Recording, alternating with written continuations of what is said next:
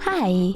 In front of me is OnePlus Nord 5G, and today I would like to show you how you can use voice recorder on this device.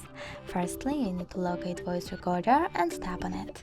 Then select while using the app, tap on allow and click on this button with a mic on it to start your recording. You can pause it and unpause it by tapping on the same one. If you wish to end your recording and save it, click on the square button over here, name it, and tap on save. As you can see, my recording was successfully created. If you want to get rid of it, you can always hold it, click on delete, and confirm your choice by clicking on delete one more time. Thanks so much for watching. If you enjoyed this video, don't forget to leave a like, comment and subscribe. Bye!